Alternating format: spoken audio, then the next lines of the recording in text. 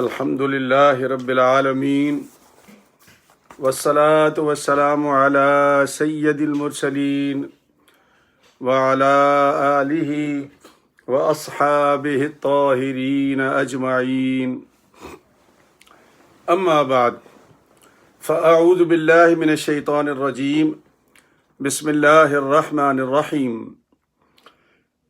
ان اللہ وملائکتہ یصلون علی النبی یا ایہا الذین آمنوا صلوا علیہ وسلموا تسلیما اللہم صل علی سیدنا محمد وعلی آل سیدنا محمد وبارک وسلم الصلاة والسلام علیک یا سیدی یا رسول اللہ وعلى آلك وأصحابك يا حبيب الله الصلاة والسلام عليك يا سيدي يا رحمة للعالمين وعلى آلك وأصحابك يا شفيع المذنبين انتہائی واجب الاحترام دوستو، بھائیوں، عزیز بچوں، بہنوں اور بیٹیوں، السلام علیکم ورحمۃ اللہ وبرکاتہ۔ الحمدللہ، اللہ کے فضل و کرم سے اور پیارے مصطفیٰ صلی اللہ علیہ وسلم کی نگاہ کرم سے پورا مہینہ رمضان المبارک کا نہایت ہی خوبصورت گزرا، باوقار طریقے سے گزر گیا، اور یہ سب اس کا کرم ہے، وگرنہ ہمارے جیسے بزرگ کہاں اور اتنی لمبی سروس کہاں، 17.5 گھنٹے کا روزہ، انسولین، بلڈ پریشر کی دوائیاں، نہ جانے کیا کیا، لیکن قربان جب اس بالغ پر جب وہ طاقت دینے پر آتا ہے تو ہر چیز ہیچ ہو جاتی ہے، اور یہی مسلمان کا عقیدہ ہے۔ ایمان والو، اللہ پہ بھروسہ کرو، وَمَن يَتَوَكَّلْ عَلَى اللَّهِ فَهُوَ حَسْبُهُ، جس نے اللہ پر بھروسہ کیا اللہ اس کے لیے کافی ہو گیا۔ آج کا جو سبق ہے وہ قرآن مجید سے ہی ہے۔ سارا مہینہ قرآن کریم پڑھا تو آج ایک آیت میں نے انتخاب کیا ہے، اس آیت میں پورے رمضان کا اور عید تک ذکر ہے۔ دیکھو کیسی بات ہے، لیکن ہے غور کرنے والوں کے لیے۔ ایک ایک لفظ کو، ایک ایک ایکشن کو، ایک ایک کام کو اللہ نے بیان کر دیا ہے اس ایک مہینے میں۔ ارشاد ربانی ہے، پہلے اس کا ترجمہ کر لیتے ہیں، پھر عید کے بارے میں انشاءاللہ بات کرتے ہیں۔ اللہ فرماتا ہے، شہر رمضان الذی انزل فیہ القرآن، یہ مہینہ رمضان کا تم کیا جانتے ہو؟ میں نے اپنا پیارا کلام اس مہینے میں نازل کیا۔ سرکار دو عالم فرماتے ہیں، فضل کلام اللہ علی سائر الکلام کفضل اللہ علی خلقہ، اللہ کے کلام کی فضیلت تمام کلاموں پر ایسی ہے جیسے اللہ کی اپنی فضیلت اس کی مخلوق پر ہے۔ وہ قرآن اللہ پاک نے کس مہینے میں اتارا؟ رمضان میں۔ پھر فرمایا کہ یہ ہے کیا؟ فیہ ھدی للناس، لوگوں کے لیے ہدایت ہے اس میں۔ پڑھیں گے تو ہدایت ملے گی نا، پڑھنا ہی نہیں، اور خیر سے ماشاءاللہ پڑھنا آتا بھی نہیں ہے۔ ہم مولوی لوگ بھی، اللہ ہمیں معاف کرے، بار بار معاف کرے۔ ہمارے پاس جو پاکستان یا یہاں بھی کئی مقام یہ ہے کہ قرآن سمجھ نہیں آتا کہ کیا پڑھا جا رہا ہے۔ امام صاحبان جب تلاوت فرماتے ہیں تو رونے کو دل چاہتا ہے، پڑھا ہی نہیں آتا ہمیں۔ اور جب قرآن صحیح نہیں پڑھیں گے تو ترجمہ کیا خاک کریں گے ہم؟ وہ آئے گا تو ترجمہ صحیح ہوگا نا۔ اس لیے پڑھو، قرآن پڑھو۔ قرآن ہمارے لیے اللہ کیا فرماتا ہے؟ فیہ ھدی للناس، ہدایت اس میں ہے۔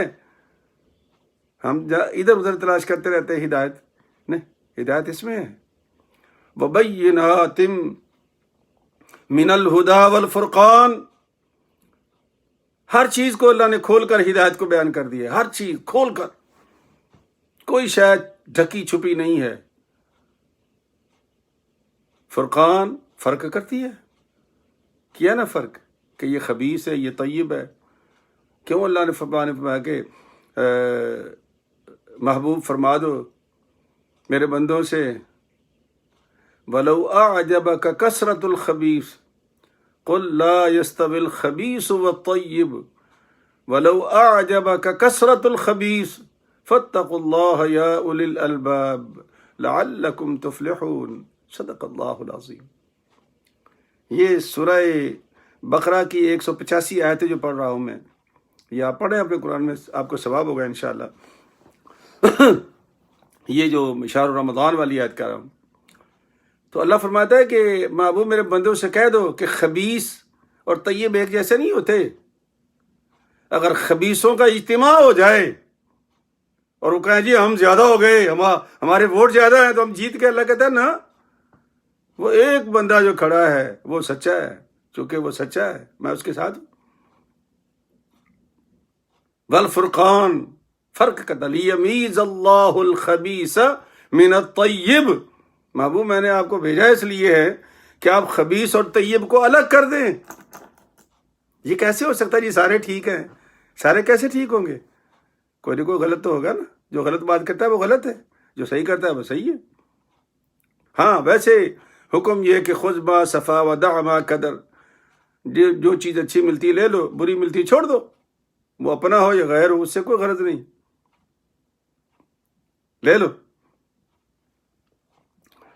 فرمایا فمن شاہد منکم الشہر فلیصم، اور جو اپنی زندگی میں، حیاتی میں، صحت میں یہ مہینہ پائے یا اس مہینے میں پایا جائے خود، تو اس کو چاہیے کہ وہ روزے رکھے۔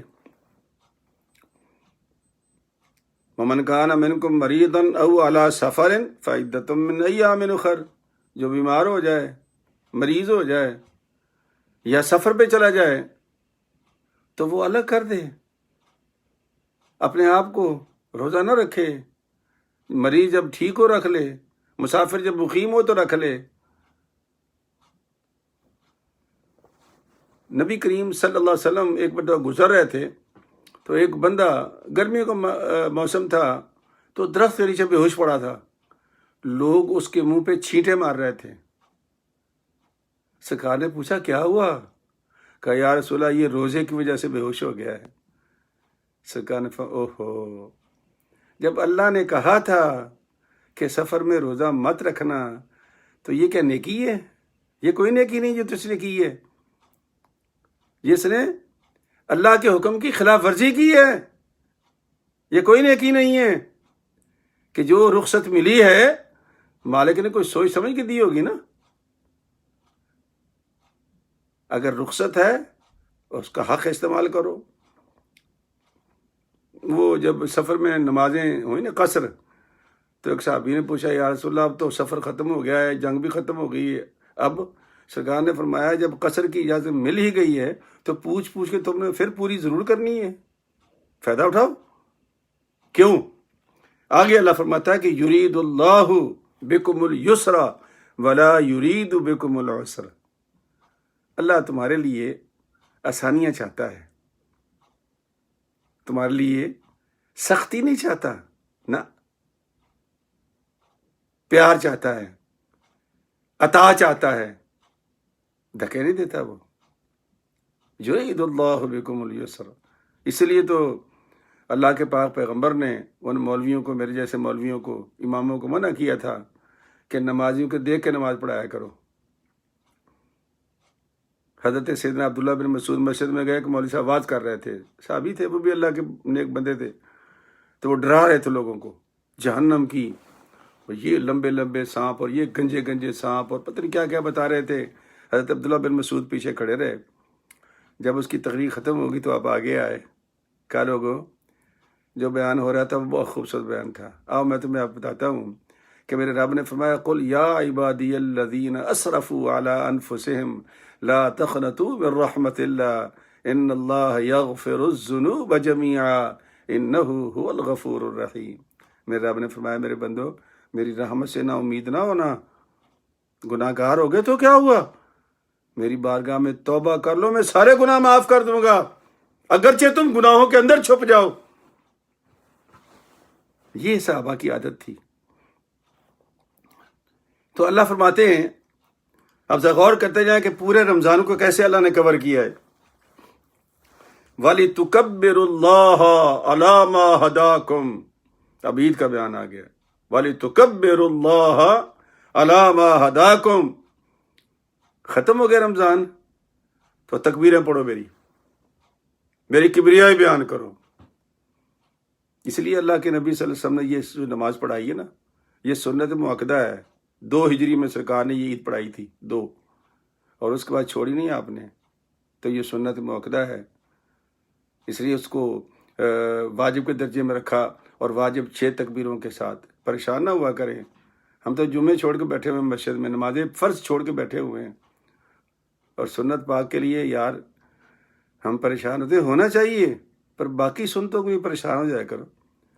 کبھی کبھی چہرے کو بھی دیکھ لیا کرو کہ ماشاءاللہ داڑھی اگر سنت نبی پاک کی تو رکھ لو نا، اس سنت پہ تو کبھی خیال نہیں آتا ہمیں، نہ کہ بھی کسی نے مسئلہ پوچھا ہے ہم سے۔ عید آئی ہے تو کل پرسوں سے قیامت میں رکھا ہوا ہے لوگوں نے سنت کے لیے، تو داڑھی شیپ بھی تو سنت ہے نا۔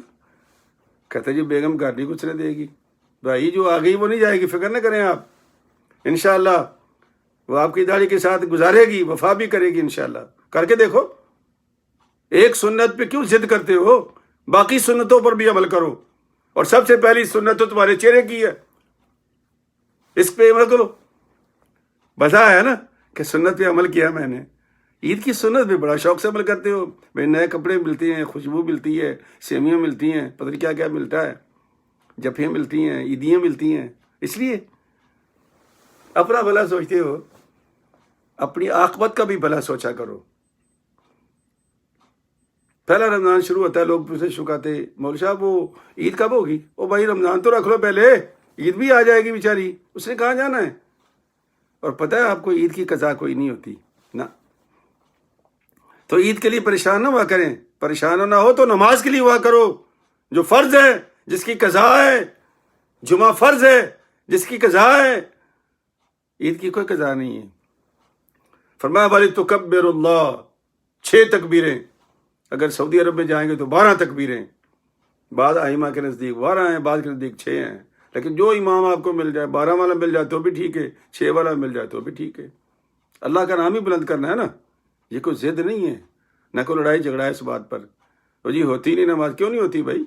جو 12 تکبیریں پڑھے گا اس کی بھی ہو جاتی ہے، جو 6 پڑھے گا اسی بھی ہو جاتی ہے۔ تکبیریں پڑھو، تم جاتے ہوئے بھی، آتے ہوئے بھی، خطبے میں بھی پڑھو، اور نماز ختم کرنے کے بعد بھی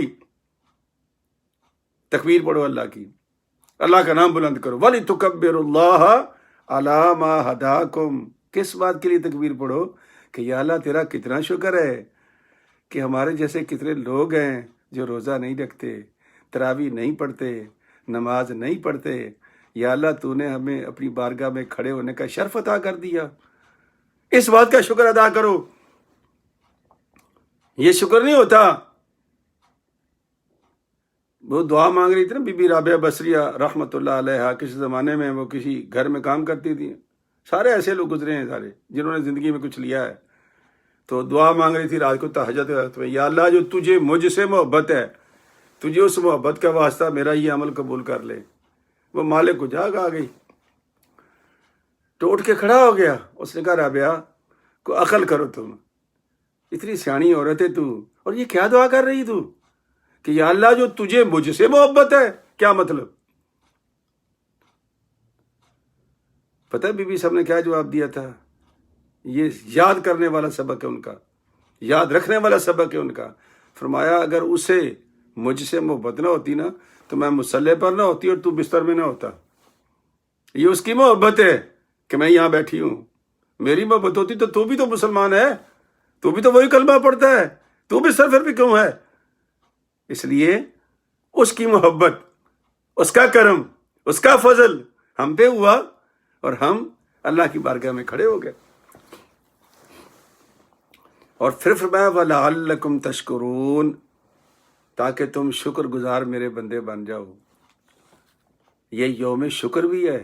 عید کا دن جو ہے یہ یوم شکر ہے، یوم تشکر، یعنی شکر کرنے کا دن. اور شکر بڑے ہیں. اللہ کے پاک پیغمبر نے فرمایا دل کا بھی شکر ہے، زبان کا بھی شکر ہے، اعضاء کا بھی شکر ہے، کان کا بھی شکر ہے، آنکھ کا بھی شکر ہے. کیسے؟ فرمایا دل میں نیک ارادہ کرنا، یا اللہ میں یہ کام کروں گا، یہ دل کا شکر ہے.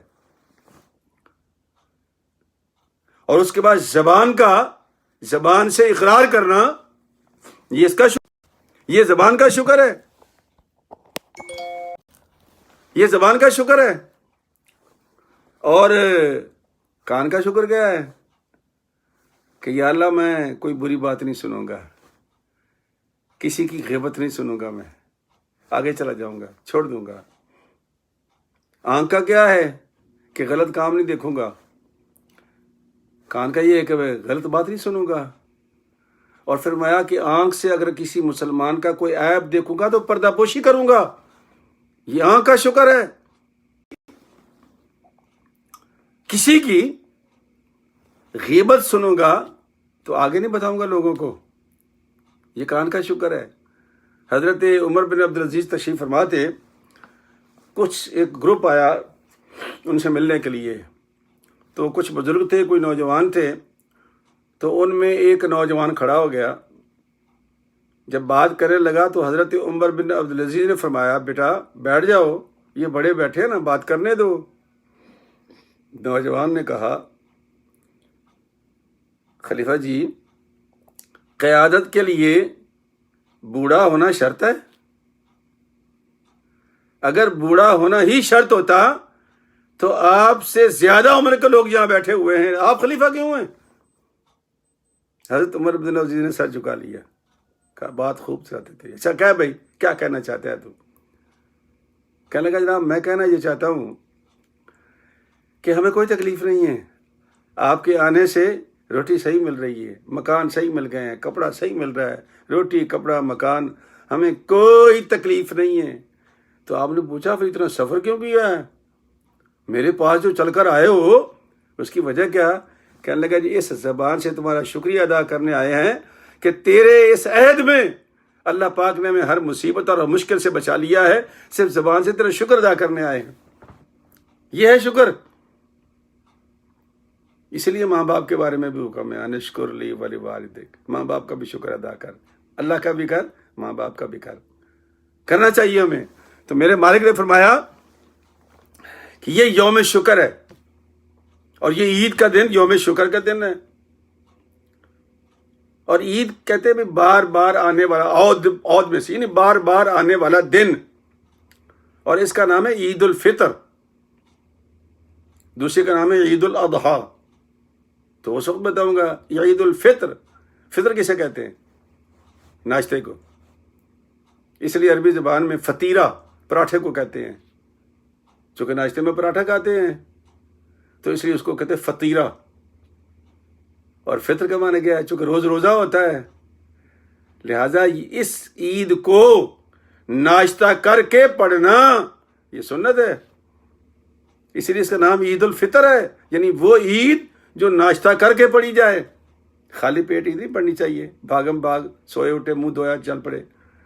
پانی کا گلاس پی لو، کچھ نہ کچھ تو کھاؤ پیو، کچھ نہ کچھ تو کھاؤ پیو.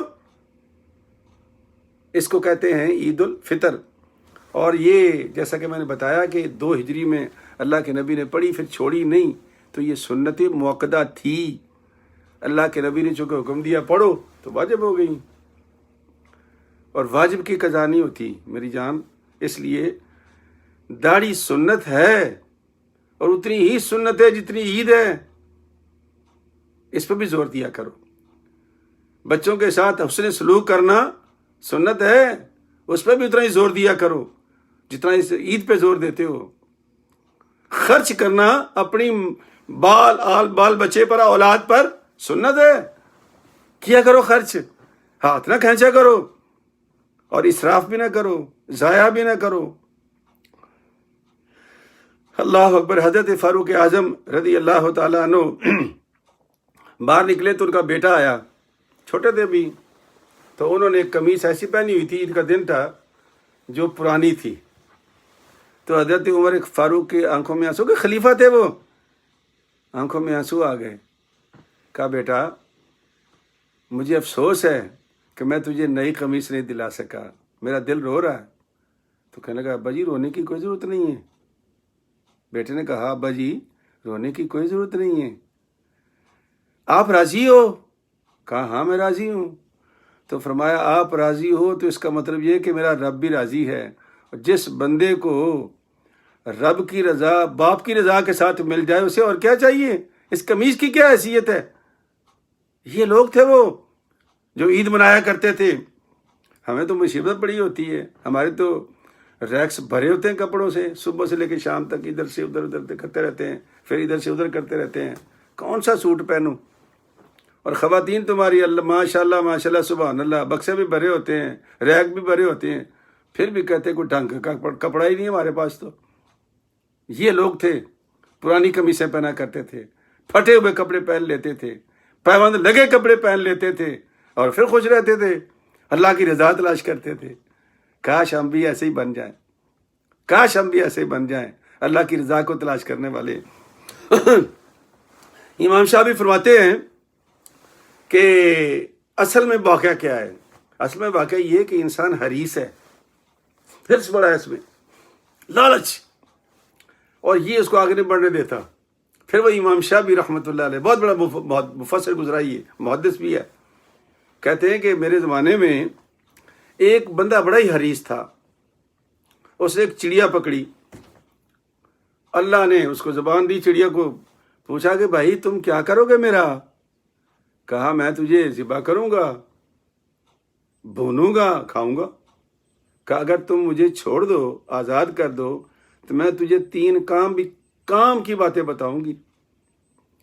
اس نے کہا اچھا چل ٹھیک ہے، میں تجھے چھوڑ دیتا ہوں. کہنے پہلی پنجرے میں جب بند کرے گا تو، دوسری شاخ پر، اور تیسری جا کے اوپر، پھر جا کے بیان کروں گی. اس نے کہا اچھا کر لو. امام شاہ بھی فرماتے ہیں کہ جب اسے پنجرے میں ڈالا تو اچھا بتاؤ پہلی بات کیا ہے؟ اس کی پہلی بات یہ کہ جو گزر گئی اس کا افسوس نہ کرنا، جو گزر گئی سو گزر گئی، مزہ ما مزہ، اس کا افسوس نہ کرنا. اس کے بعد اسے آزاد کر دیا. دیوار پہ جا بیٹھی، کہنے لگے پھر؟ کہتی جو ناممکن ہو اسے ممکن نہ سمجھنا، جو ناممکن ہو اسے ممکن نہ سمجھنا. چڑیا اڑ گئی. کہنے لگے وہ تیسری بات تو بتاتی جاؤ. کہا تم نے پہلی 2 میری یاد رکھی ہیں جو میں تمہیں تیسری بتاؤں؟ چلو بتا دیتی ہوں. جب اس نے کہا نا دوسری مرتبہ کہ اگر تو مجھے ذبح کر دیتا، اگر تو مجھے ذبح کر دیتا تو میرے پوٹے سے 20 مسکال کی 2 اشرفیاں نکلتی.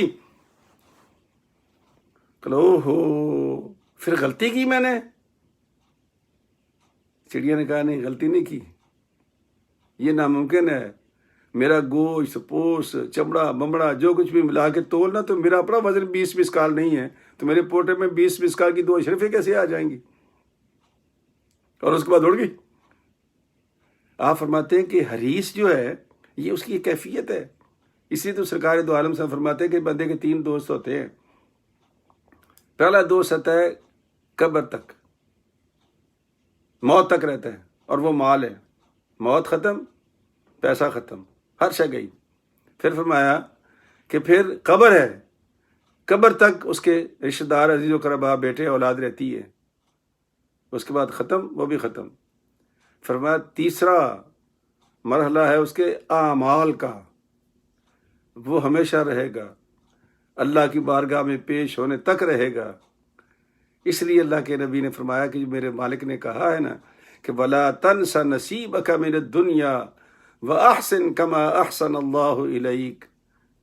اپنا حصہ اس دنیا سے لے جانا نہ بھولنا.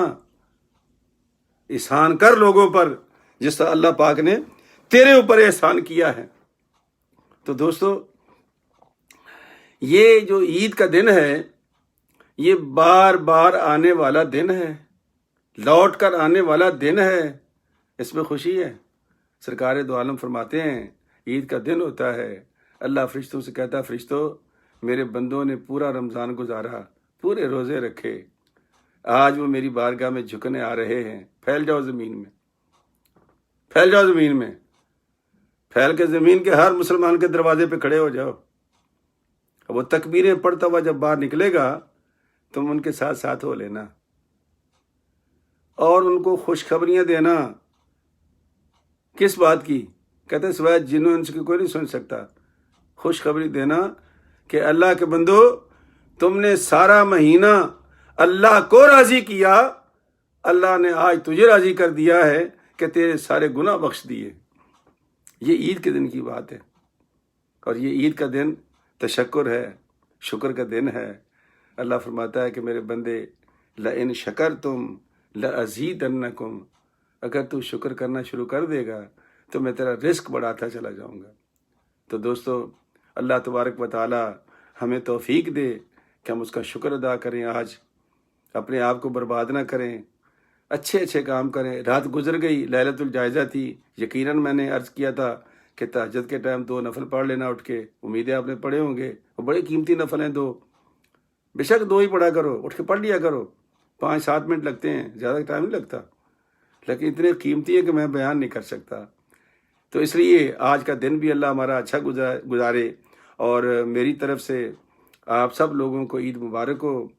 اب جو لوگ نہیں جا سکے عید پڑھنے کے لیے یا عید کا انتظام نہیں ہے، جیسے میں نے رات عرض کیا تھا کہ آپ 2 نفل پڑھیں، 2 نفل سادے سادے، کچھ پڑھنے کی ضرورت ہے اس میں، سادے سادے نفل پڑھیں۔ کہ اللہ میاں لاک ڈاؤن ہے، ہم تو جمعہ بھی نہیں پڑھ سکے، فرض نمازیں بھی نہیں پڑھ سکے، یہ تیرے نبی کی سنت ہے، مالک تو یہ ہمارے 2 نفل تو عید ہی سمجھ لے، اللہ عید ہی سمجھے گا انشاءاللہ۔ چونکہ اللہ پوچھا گیا سرکار سے کہ انا ظن عبدی بی، کہ اللہ کیسا ہے؟ سرکار نے فرمایا جیسا تو گمان کرتا ویسا ہی ہے۔ اگر تیری نیت میں یہ ہو نا جی کہ یا اللہ میں نے عید پڑھی ہے تو عید ہو جائے گی تمہاری، گمان صحیح کر، لیکن لڑائی نہ کر مولوی صاحب سے، فساد نہ کھڑا کر عید پر، عید کے لیے یہ جائز نہیں ہے، ہمیں احتیاط کی ضرورت ہے۔ تو اس لیے اللہ تبارک و تعالیٰ بھائی آپ کو خوش رکھے، آپ کے گھر والوں کو عید مبارک ہو، تمام اہل اسلام کو عید مبارک ہو، تمام احباب کو، تمام بچوں کو، بیٹیوں کو عید مبارک ہو۔ اور آج رات کو انشاءاللہ درس نہیں ہوگا، آج چھٹی ہے آپ کی، میل ملاقات کریں، کل انشاءاللہ رات کے 9 بجے پھر انشاءاللہ اسی طرح ہماری حاضری ہوگی جب تک لاک ڈاؤن ہے، اور اس کے بعد جیسے آپ حکم دیں گے انشاءاللہ یہ درس قرآن چلتا رہے گا۔